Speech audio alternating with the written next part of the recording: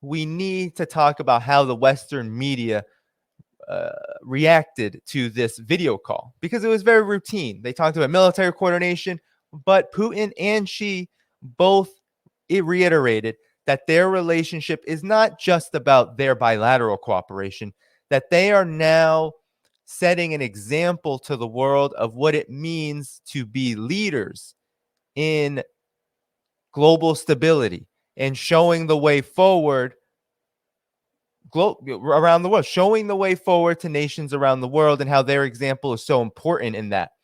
And this all scares, just frightens the Beltway neocons, the warmongers, because they see the writing on the wall that this relationship is only strengthening. It's only getting stronger. Trade between the two countries is increasing by the month. We're not even talking about year on year. We're talking about a monthly increase in trade volume. We're talking about two countries that are not just seeing eye to eye economically together bilaterally, but they're seeing eye to eye on these big global questions, which go in complete contradiction to how the empire sees the world. Because, mind you, the United States, and of course its vassal states, who see through the eyes of the neocon and imperialist snake, they see the world as completely and utterly theirs, that they are hegemonic, that there's only one leader in the world, that history has ended, there is no other social order that can be allowed to exist, and there's none other that will exist, and that is the United States' unipolar imperial order. That is being challenged directly by China and Russia's growing bond, their growing partnership. And this video call, just mentioning military coordination, which they just did a week before. There were Navy exercises happening between Russia and China working together. That's an annual military drill. That's not something that's considered very controversial, nor is it supposed to be targeting a third party. But there's an acknowledgement that a lot of Russia and China's military cooperation coordination is going to be in preparation for what they see as a coming conflict with the United States. Because one thing that really does unite these two countries, it's not the only thing, and I wouldn't even call it the most important reason these two countries work together so closely, but it is a big one, and that is that both of them are experiencing military encirclement by the United States. Russia vis-a-vis NATO expansion, why the Ukraine conflict crisis is happening in the first place, and then the United States with the encirclement, whether it's Taiwan, the South China Sea, really all the Asia Pacific, with U.S. military installations. And of course, the UK, Canada, even many European countries in the EU have just slavishly, right, just completely in their vassal ways, just drag their feet along with the American empire against China, despite how contradictory, how counterproductive it is for them. And so the writing's on the wall to China and to Russia. They know what is coming. And so they are preparing. And this call was very important because of the reaction that it garnered first and foremost. And so I'm going to go over that right now. Let's pull up how the New York Times talked about that, because there was so many interesting little remarks made here that we need to understand as being part of this propaganda war against both of these countries. So the New York Times immediately wrote a piece. This was kind of a signature. This is a signature neocon response to what's happening between Russia and China. And they even admit a lot of the things that we're going to be talking about afterwards, which is the growing partnership between the two and how it is very robust. They don't go into enough, but thankfully Russia and China can tell that story for us. So here we go. The New York Times, right, reported immediately that Xi and Putin met and that it represented two strong men in a weak moment. So, of course, strong men being the Cold War trope. We can ignore that as just propaganda. Of course, it's a propaganda war. But in a weak moment is a very interesting framing, because they say Russia's isolated, by its invasion of Ukraine and needs China more than ever. But China is facing a COVID crisis and is in no position to risk sanctions. So there you have the empire is no close. They're talking about sanctions already immediately. So that's a veiled threat, right? You go the way of Russia, you go with Russia, you could face sanctions. Now, China already does face sanctions. There's already sanctions on tech. There's already sanctions around so-called human rights atrocity campaigns that the United States has led. But they are no way as powerful as the sanctions on Russia in their scope and in their overall impact on the global economy, because China is very much economically insulated given how important it is. But nonetheless, there is a visible panic, and you'll see it as we read through here. Visible panic among the military industrial complex and those forces, those neocons who want to see a two-pronged war against Russia and China. So the New York Times says, when China's top leader Xi Jinping and President Vladimir Putin of Russia declared a no-limits partnership 10 months ago, the pair projected an aura of strength and a direct challenge to the U.S. and the West. As the two leaders met again on Friday via video, they found themselves in positions of weakness, they say, encumbered by geopolitical and economic threats to their informal authoritarian alliance. Both now have little room to maneuver, making the relationship all the more important, albeit also a lot more complicated. So, of course, right, authoritarian, that's just another trope to demonize these two countries. But what's important here is that they're trying to frame this as weakness, this relationship now, and that they have little room to maneuver. I question those assertions, but let's read a bit more and I'll tell you why. Since Russia's invasion of Ukraine began in February, Mr. Putin has been isolated and highly dependent on China to maintain a semblance of diplomatic and financial stability. His needs have intensified in recent months as the Kremlin has suffered setbacks on the battlefield in a grinding war that has killed thousands of civilians and left Russia's economy vulnerable. First of all, Russia is not isolated. We've covered it here. We've had Pepe Escobar. We've had Scott Ritter. We've had many experts, Mark Sloboda, Brian Berletic, who will be here again on Thursday, January 5th. So save the date. But we've been here many times before on this channel talking about, is Russia isolated? Absolutely not. The majority of the global south, almost all of the global south, said no to the sanctions. Russia's ruble has done much better than even in prior years before this war. Russia is not isolated. Russia has been able to both stabilize itself nationally, right? Be able to taking the policies necessary to stabilize its economy, as well as maintain key alliances to to ensure that it can brave these winds, that it can get through this storm, because it is a storm. Russia is the most sanctioned country in the world right now. So Russia is not isolated. That's propaganda. To continue, the New York Times says this month Xi has seen the much-touted coronavirus pandemic strategy unravel and COVID cases explode, marring the image he wants to present to the world as a leader of a superior political system. With the current crisis, he can neither throw fully his weight behind Mr. Putin and risk sanctions, nor abandon him and risk losing a key geopolitical ally to counter the West. So this is just conjecture. There's no basis in reality here. Just to throw in the COVID-19 situation in China, there's no connection there. China is not going through a crisis. China is, reopening because it feels it's necessary for China. There's no hospital crisis. There's no deaths crisis. All of that is just propaganda.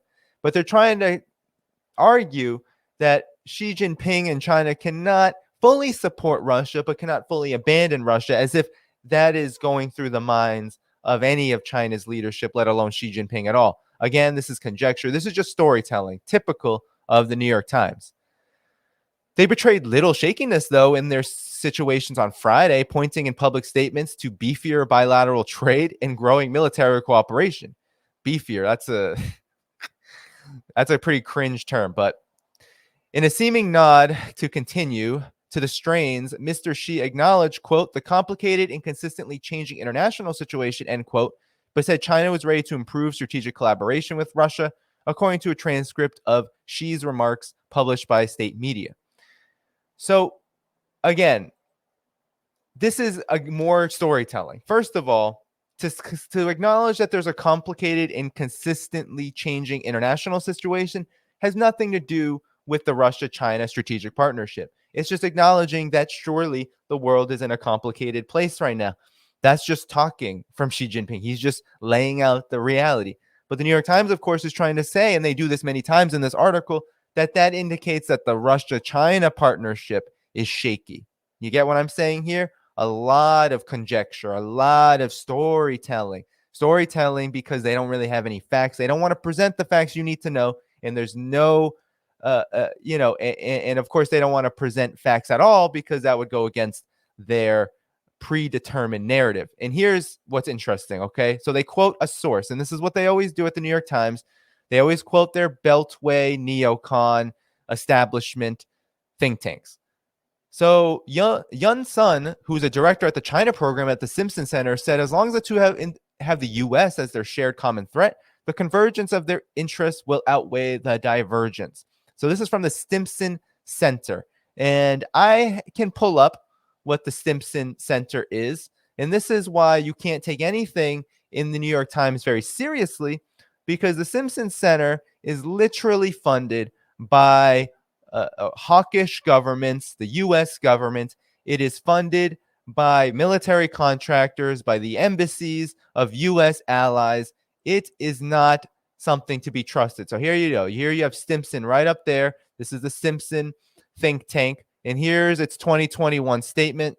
Okay. I'm going to zoom it in a bit. We don't have to go over that, but we can go over the sources here. I mean, we can go to this and see that the U.S. government alone is 18% of its entire funding sources. And that does not include foreign governments, which are aligned, as well as foundations, which are aligned with the U.S. government. But I digress because it's important to go over exactly who is funding this. You have Amazon.com, Boeing, Japan, supposedly, the Carnegie Corporation, of course, Charles Koch, the Koch Institute. Here's a cringe one, the Center for Feminist Foreign Policy. Here you have the Center for Strategic and International Studies, also a major donor, okay? And that's another State Department think tank, another military contractor-funded think tank. You have the Embassy of Japan. You have Northrop Grumman in here. Of course, this is going by alphabetical order, so let me keep going fast down this list. Okay, Lockheed Martin, there you go. Lockheed Martin is in there with a pretty big sum of $17,000. All right, so this is what you have. You have a bunch of these think tanks, corporations, right? Northrop Grumman here with a sweet $10,000 grant. Essentially, you have the Simpson Center as nothing but a neocon think tank, and that's what passes for sources at the New York Times. And that's not the only source that they use. So we're going to continue, all right, reading through this. I just wanted to show you what their sources are. What's legitimate here? This is coming right from the mouthpiece of the war machine. All of this conjecture and the storytelling is to get you to support what these military contractors, what these foundations, what these governments, the U.S. government, Qatari, whatever, these governments, what they want, right, geopolitically. And a lot of it is they want unipolarity. They want the United States to remain dominant. Of course, that is becoming much more contested, even among countries like Saudi Arabia and Qatar, which are finding unipolarity to be suffocating for themselves as well. But let's continue with the article. So Mr. Putin used the call on Friday to reaffirm Russia's ties to China, calling them a model of cooperation between major powers in the 21st century, according to a readout by the Kremlin. He invited Xi Jinping to visit Moscow in the spring and suggested the two countries could overcome the unfavorable external situation together.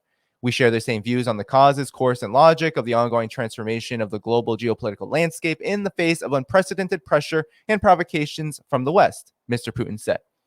Russia sees China as its most important partner in its existential showdown with the West. Every word of support for Mr. Xi is amplified by evidence that Mr. Putin is far from alone in taking on Europe and the United States. But do you see how they're portraying this? It's all about Xi Jinping and Putin. Putin and Xi are the ones who are attacking the West. They're the ones who are confronting the West. They're the ones who are challenging the West. In reality, they are coming together because they are threatened by the West. They are the ones who are being targeted. There's military targets on their backs. There's economic warfare targets on their backs. There's diplomatic, human rights, all kinds of atrocity propaganda, the propaganda war targets on their back. And now we're supposed to believe that the United States and the West are innocent here, that they are just purely observing this development, that Xi and Putin, Russia and China are just aggressive countries that are coming together because they want to challenge the West just because. Not true. They need to defend themselves against the West because there's a real threat of war led by the United States. So here's another funny one. A column published by Russia's RIA Novosti state news agency on Thursday showed how the Kremlin was lauding the partnership while reducing expectations for how much support China would provide. Without providing proof, the article claimed that China was working to help Russia get around sanctions. This was happening not as quickly or simply as Russia would like, the article said, but what matters is the process itself. So I have this article, all right? And of course, it's an English translation done by my web browser. So we can't necessarily say that it's a perfect translation. But what is being said here, that China was working to help Russia get around sanctions and that it wasn't happening as quickly as Russia would like, is completely and utterly an attempt to get you to think that these countries are conniving, that they are cooperating sneakily, right? This is underhanded racism here, this underhanded hegemonism, this condescension to say that these countries are sneakily trying to undermine the United States, but it's not happening. And Russia is kind of sad because Russia's not getting exactly what it's wants as fast as it wants. So here again is this portrayal of these two countries divided. Now let me pull up this article because actually the article says something completely different. All right. So here is the article. Again, this is an English translation done by the browser. So there's going to be some issues, but I'm not going to read the whole thing. I'm just going to scroll down to what they are citing here. This is the sentence. All right. Tell me if you think that this shows division or unity. I think it shows unity. So the article says the strange hopes of some Western analysts that China would take an equidistant position on Russia around Ukraine did not materialize, although officially China is not going to be subject to Western anti-Russian sanctions. In reality, there are plenty of opportunities to circumvent them. What Moscow and Beijing are successfully doing is not as fast and simple as Russia would like, but the process itself is important here. So what this article is saying, right, is that China took a position above the Russian-Ukraine conflict, and it did not, it's posing as neutral. It's saying we're neutral here, but it supported Russia. That's what the article is saying. And China has reminded the West of the need to take account Russia's concern for security, and that it was the West that provoked Putin to use force. And so what the article is actually saying is that these two countries are in fact united, that they are united, and that the process is not going as fast as both of them would like. Of course, Russia, they're citing Russia here, would like it to go faster, but but what this article is saying is that they're going through this process together, not separate. And here you have just another example of the US corporate media, the Western corporate media, lying to your face, trying to promote division among these two countries in your mind. So you believe in something that's not true. So you are, going to feel better about yourself. But really what they want at the New York Times is for you to support their position that these two countries are weak, and you should support their further weakening. That's what the New York Times is arguing here when they throw in little subtle propaganda jabs in this broader propaganda war. They're not even trying to hide it. But here they try to really hide it underneath what already is just an overt smear piece on the two countries. So the article continues saying that in a sign of Moscow's growing reliance, China accounted for more than a quarter of Russia's total imports in the first 9 months of the year, compared with less than 15% in the first 9 months of last year, according to Alina Rybakova, deputy chief economist at the Institute for International Finance in Washington. Again, another Washington-based think tank of this time Wall Street. But of the new car brands, this is what's interesting here, sold on the Russian market still after the sanctions, the only foreign ones, which there are 11, are Chinese. So that's what Russia is reporting, that China is the only country right now selling cars inside of Russia. So they're acknowledging that this partnership is robust. This partnership is not wavering. This partnership is not weak. But yet they throw that in, right? They throw that acknowledgement in within a sea of propaganda and ideological, just complete and utter falsehoods.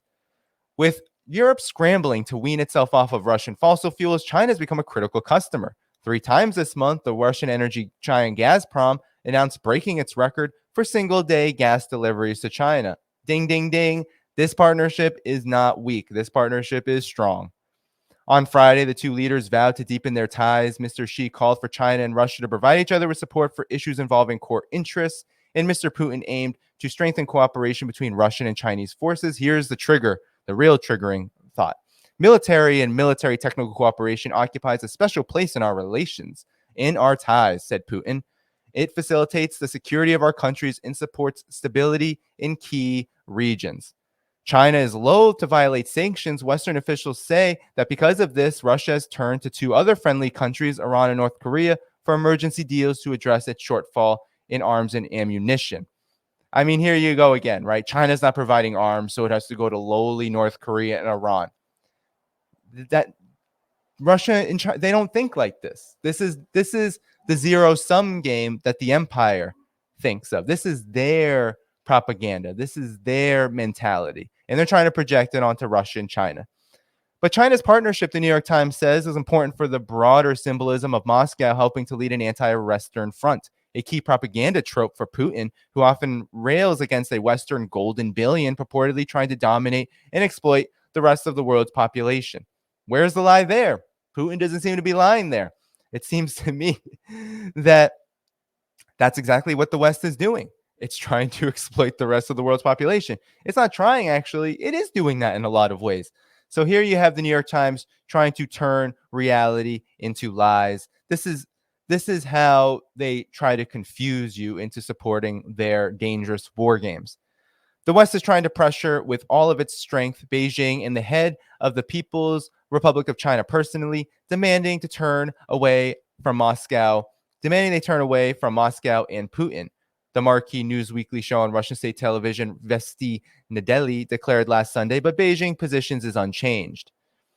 Their propaganda on Ukraine often aligns, deriding the United States for pushing Russia into war and taking aim at the more muscular posture of NATO. The U.S. So here we go. The U.S. is making all efforts to cheer Ukraine on so it can continue its conflict with Russia, said the Global Times in a recent commentary. Washington hopes to use the war to completely crush Moscow, including making the latter lose its morale within the international community. So here you have them trying to say, and The Intercept does the same damn thing. This is literally and I'm going to show you really quickly. I'm not going to go over the article. The Intercept did the same thing. They literally repeated exactly what the New York Times said about Russia and China here around the propaganda. Here you have the most recent article from The Intercept. Hacked Russian files revealed propaganda agreement with China. This was written on December 30th, the same day. It was published the same day as this meeting. And they said that Russia and China discussed the exchange of news and social content. And literally the entire argument in this article is that because their information aligns on Ukraine, that means they are coordinating together to propagandize all of your minds, right, into an international audience. When the reality is what they're saying, right, what they're saying about Ukraine, what China is saying is not lie. It's not a lie. What Russia is saying has a lot of legitimate truth to it, but they want you to believe that everything that these countries say is propaganda, that there's absolutely no truth to what they're saying, despite the fact that these are conflicts, especially with Russia, that's happening to them. What interest would it be for them to lie about how they are being targeted? So that's how ridiculous this all gets. But nonetheless, it's just important to know that The Intercept, which of course was funded at one time, First Look Media still is, of course, the big parent company, but Pierre Omidyar, the big tech billionaire who is very connected to the CIA and U.S. intelligence, he was the big backer behind The Intercept. Of course, you all know about the Glenn Greenwald debacle. The Intercept has lost its credibility for quite some time with James Risen and neocons like that on their payroll, and they have been very untrustworthy on any questions of international politics for a very, very, very long time, arguably since the beginning. So here we have the New York Times and the Intercept aligning on this point that everything China and Russia says is just propaganda and they're trying to brainwash you. Meanwhile, you're reading articles where you're getting brainwashed into neocon propaganda, and just isn't that so fitting, right? Isn't that so fitting that the projection just goes that deep?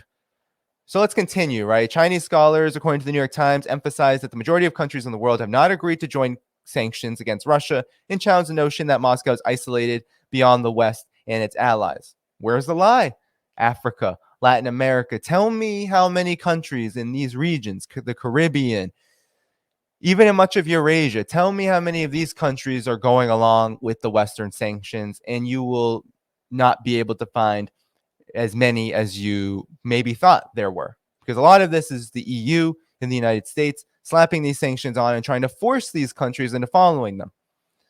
The United States and the European Union do not represent the world, said Xu Poling, a Russia expert at the Chinese Academy of Social Sciences. China's backing comes despite the complications of the invasion that have been created for Xi. Beijing has been building on its economic ties with Western allies, but the war has moved Europe more in line with the U.S. efforts to undercut China. The invasion has also drawn more attention to China's threats to invade the self-governing island of Taiwan, and the disruption of Europe's economy from soaring energy prices has roiled one of China's biggest export markets. So, this is just more of the same, right? More of the same.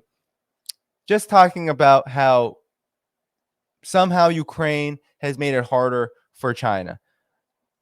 Doesn't seem like that. It's the Ukraine crisis, of course, has made everything harder for the world. The whole global economy is in a slowdown, and China has, of course, bore some of those consequences. Everyone has. But nonetheless, they're trying to make this seem like there is some kind of, there's some kind of threat to China because the United States and the West want to propagandize about Taiwan, and they want to move Europe into a very isolated vassal position against Russia and China. Now, none of those things are untrue, but the fact of the matter is that they're trying to blame China for this here. So they're trying to blame, of course, Russia because Russia decided to conduct its special military operation. Now, of course, the truth is that the West, the United States, is provoking all of this, and it's the aggression, the militarism from the U.S., from NATO, from these vassal states that has caused all of this. That's what they don't want to tell you. There are hints that Xi's unease over the war is growing. During a meeting in Beijing last week, he expressed hope to Dmitry Medvedev, the close Putin ally and Russian president, that all parties concerned will exercise rational restraint. Putin also alluded to Xi's discomfort when he acknowledged the Chinese leader's questions and concerns at a summit at the Shanghai Cooperation Organization in Uzbekistan in September when the two leaders met. So, again, it's more storytelling, right? It's like there's no proof or evidence here. You don't have any transcripts. You don't have any citations. From the Chinese media side, the meeting between Medvedev and Xi Jinping was incredibly warm, and there were some thoughts that maybe they were talking about military cooperation as well. And of course, China's diplomatic position will always be everyone should restrain themselves and not go too far with this because it's going to damage everyone, China included, but it'll damage the entire world. a pretty reasonable position. But nonetheless, the United States wants to use that as a wedge. The U.S. corporate media wants to use it as a wedge with Russia. And it's failing. I mean, it's just failing entirely. The New York Times says that Western leaders have urged Mr. Xi to do more to persuade Mr. Putin to stop the war, but the Chinese leader has told European officials that they overestimate the role he can play as mediator, according to two officials with knowledge of the discussions. The officials added that the Chinese and Russian leaders share a strong personal relationship, and Xi says that he trusts Putin. True as that may be, so here we go, right? Xi can ill afford to abandon Putin or watch the Russian leader's ambitions collapse in Ukraine. Doing so would critically weaken a geopolitical ally and leave China to compete with the U.S. on its own at a time when the Chinese leader faces mounting foreign and domestic challenges. And then they go on to say that the COVID crisis, now they reopen and now there's hospitals filling up and they're becoming stressed and the more death tolls and lies, and that's their legitimacy is being questioned. What utter hypocrisy, right? First, it was China's bad with COVID because of the lockdowns and because of its zero COVID. Terrible, right? China's terrible. This was across the political spectrum from January 2020, even before that, late December, but really being January 2020 when Wuhan was locked down, the third week of January, all the way into now. China's authoritarian. China's bad. COVID bad. Their numbers are lies. They're hiding things. Now that they've reopened it, oh my God, you're not locking down anymore. You're not doing anything for people. How could you? All these people are going to die. Meanwhile, in the United States, look at the situation economically, look at how many people have suffered, and then look at all the people that have actually legitimately died, not just of COVID, but of everything because of the way that the government neglected them, the way that the economy left them out to die. That's what has happened in the last 3 years. Oh, just in this situation alone, but it's not just that situation. It's the fact that that happened amid what has been a slow deterioration in any capacity for the United States to meet the needs of the majority of people. That has been deteriorating for quite some time, and it's because corporations, oligarchs, monopolies, they're running away with everything while you have nothing. And that is what they don't want you to know. They want you to look at China, and you believe that China is in this bad position with Russia because it can't abandon Putin and Russia around Ukraine, but it can't go too far because it's going through its own problems. Somehow now China and Russia are the unstable ones.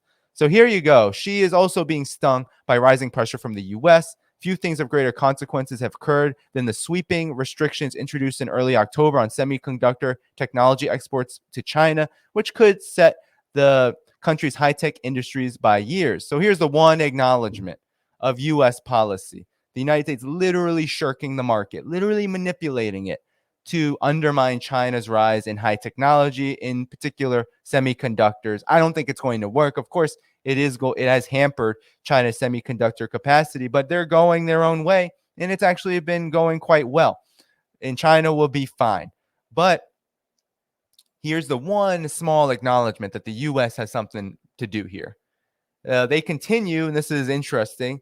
Xi remains deeply wedded to Putin's war. This is neocon talking points here, because China has much to gain geopolitically from a Russian victory and potentially even more to lose from a Russian defeat, said Craig Singleton, a senior China fellow at the Nonpartisan Foundations for Defense of Democracy, the Foundation for Defense of Democracies. In other words, Putin and Xi's marriage of convenience will endure, not despite Russia's battlefield setbacks, but because of them. So what is the Foundation for Defense of Democracies? That's the New York Times is pulling all the stops. That's an old neocon think tank. Let me show you exactly what this neocon think tank is all about. All right. So I'll show you who heads up this neocon think tank first. It is Mr. David Asher. So here's the Foundation for Defense of Democracies. Here's its board of advisors, the head board of advisor. And who is this guy? Who is the head of this think tank's board? Well, he was from 2001 to 2005 at the State Department, a senior advisor for East Asian and Pacific affairs during the Bush administration, coordinator, co-chair of the North Korea Activities Group. Then you have during the Bush administration, he oversaw the global targeting and disruption of Kim Il-sung's regime's financial and WMD networks, i.e., he was in charge of the sanctions against the DPRK at that time.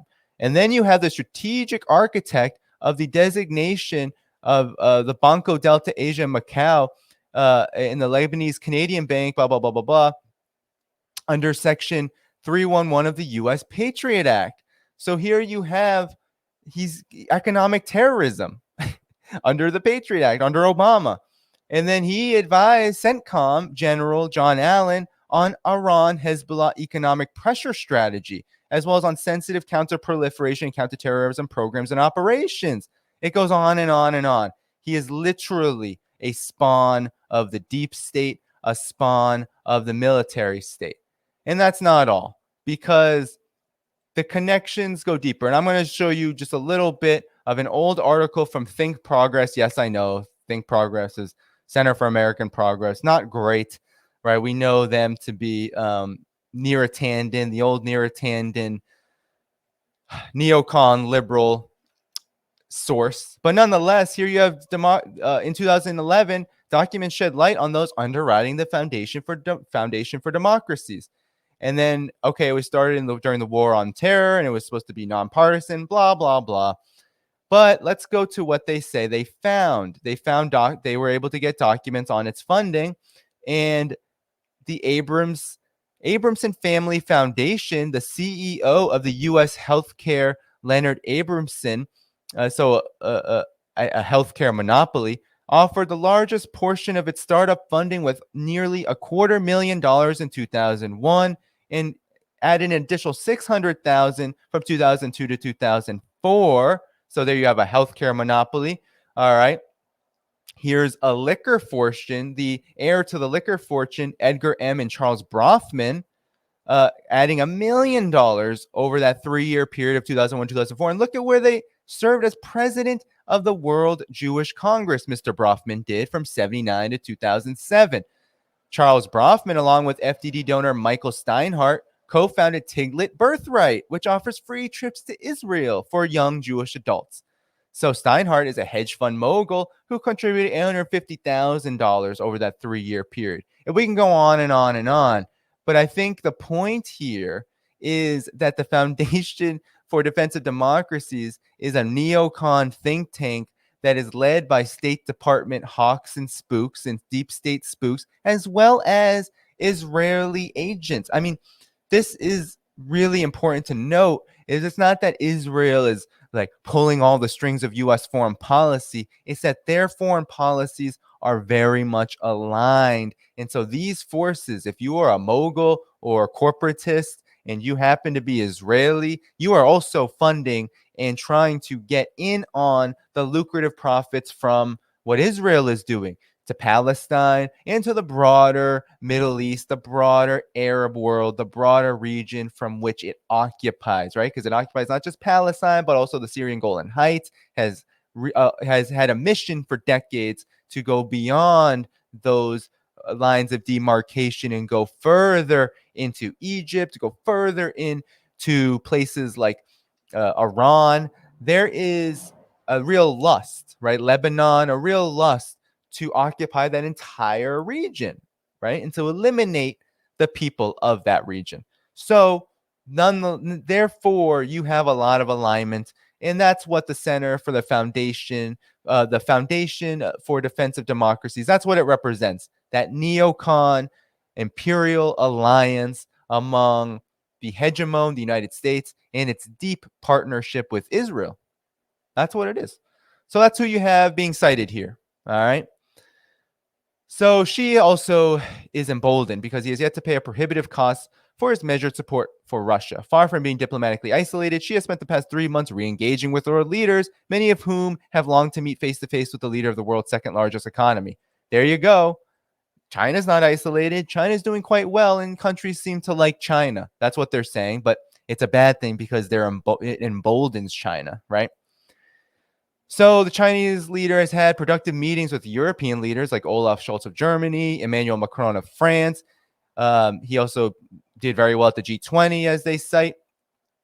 And now Qin Gang, the China's ambassador to the United States, is going to be the new foreign minister of China. And that a renewed demonstration of Sino-Russian relations solidarity may force Western countries to begrudgingly reassess their willingness to collectively pressure China to rein in its support for Russia. So, what does that tell you? What does that article tell you? That they are triggered. The neocons are triggered by this meeting. They are scared of what they have witnessed. What they witnessed during this video call was not a show of weakness, as they're trying to argue. It's not a show of a decline or division between Russia and China. That unity is happening. The world is changing. And the New York Times desperately wants you to think otherwise. And so that's why they threw all those neocon propagandists. They threw all of those think tanks at your way in order to try to confuse you, to make you think that they are divided. But let me tell you what Russia and China are saying about their partnership really quickly. Here is what Vladimir Putin had to say during that speech, or during that video call. Booming trade with China, says Putin. Moscow and Beijing have achieved unprecedented levels of economic cooperation this year, said the Russian president. Trade turnover between Russia and China has increased to record volumes this year and will reach a target of $200 billion by next year, ahead of expectations. He added that the trade between the two countries continues to grow by the end of the year of upward of 25%, noting that from January to November, the volumes of agricultural turnover surged by 36%. So despite the unfavorable external situation, illegitimate restrictions, and direct blackmail by some Western countries, Russia and China managed to secure record high growth rates of mutual trade. So it's not working. The war is not working. So here we go. More gas exports. The New York Times said this, but he said that Russia has exceeded daily contractual obligations of LNG, liquefied natural gas to China by 18% and boosted oil deliveries to China by 17%, overtaking Saudi Arabia as China's top supplier of oil. So there you have it. Russia and China are strengthening their partnership. And China has some great graphics, but let me pull up the Valde Group's graphic of just how deeply, because this is actually the most recent, I think, graphic I could find of the numbers. All right, this is the scope of it. This is the truth. This is the whole truth, not just the piecemeal analysis you get or the straight up smears you get from the Western media. Here you have the Valde Group, which Vladimir Putin recently spoke at. And here is the numbers of Russia-China cooperation, with trade between the two countries increasing more than 50% since 2014. And China has become Russia's largest export destination. And here you have some numbers. The trade volume is 147.9 billion, and they expect that to increase by over 50 billion in the next year. Here you have what China is buying from Russia: oil, gas, coal, timber, agricultural products. Here you have energy as being a big deal. Russia is the second largest supplier of oil to China. That is actually it's the first. It surpassed Saudi Arabia. It's the third largest gas supplier to China, and it's also the second largest coal supplier to China. So other goods, so you have products imported from Russia to China. Here you have all of the various products, and then what you have China selling to Russia. So you have here the commodities are less value added, of course. You have soy, fish, sunflower oil, poultry going to China. And then you have China selling technologies like smartphones and cars and transport equipment, machinery, mechanical products, all things that you need to develop your economy. So that's why this relationship is so important to Russia, because without it, they're not going to get that from the West. They never were really getting that from the West because the West was always viewing Russia as a vassal. They wanted Russia to be weak. And now the sanctions, it's a whole nother level, right? It's a whole other level of suppression and attempts to sabotage Russia's economy. So in recent years, Western sanctions have pushed Russia to seek investment opportunities in China, including through the Belt and Road Initiative. Here is the growth of Chinese investment in the Russian economy from 2000 to 2017, 107 loans and export credits worth $125 billion, settlements in yuan for Chinese exports de-dollarization, very much a critical factor in why the United States is so threatened by this partnership. Here you have both countries seeking to reduce their dependence on the dollar. Here are the settlements. That is a turnover of 14 times. You have 14 times the number of settlements in yuan and RMB happening in Russia than you had in 2013 over the past 8 years. Okay, so we can go on and on and on, but that's what the Validate Group had to say about the Russia-China partnership. And now I'm just going to show you what the Global Times has to say about the numbers here of the Russia strategic partnership, the Russia-China strategic partnership. Here are some of the highlights that you need to know.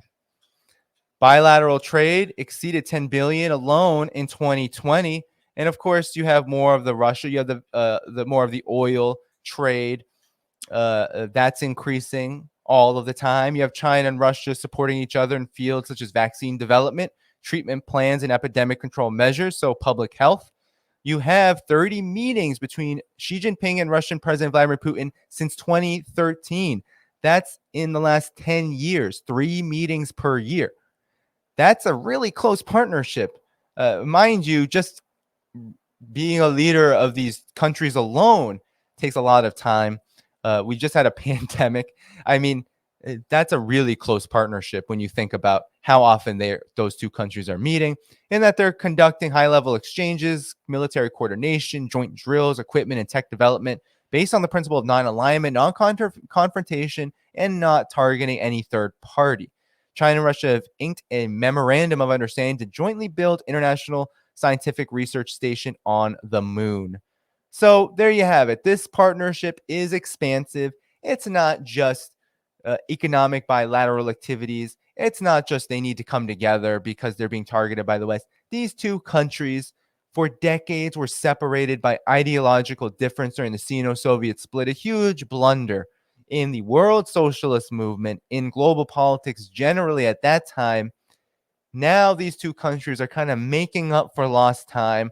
They're coming together in a moment where the United States' imperial hegemony, its unipolar order, is threatening nuclear annihilation. But really, what it's threatening is the holding back. It is trying to threaten the development of the productive forces, of the development of these two countries, of their capacity to meet not just their needs, but the needs of the planet. That is what Russia and China are seeing, and they are coming together on so many different issues. They're coming together on all aspects of bilateral, multilateral cooperation in order to combat this dangerous trend, this dangerous phenomenon, because this is really existential. The New York Times is right, but they have it flipped. They think it's existential because these two countries are trying to aggressively take over from the West. No, these two countries, Russia and China, see themselves as countries that they want to go their own path, different paths. Russia and China are not the same. China has a socialist market economy. Russia has a kind of resource nationalist capitalist economy. They have two different economic ways of life, but they have converging interests in both defending themselves from U.S. and unipolar hegemony from the United States, EU, the vassal states of the United States, but they also are neighbors. They're also Asian countries, right? Countries that sit in the heart of Eurasia, in the heart of this vastly wealthy continent, one where China is leading in all sorts of important ways in high technology and development of infrastructure, etc.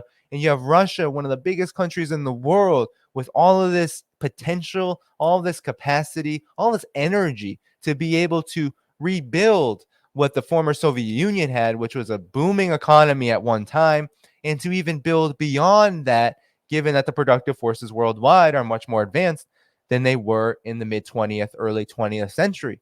So you have all this potential, but it's being arrested by the American empire and the U.S. empire, and these two countries are not going to have it.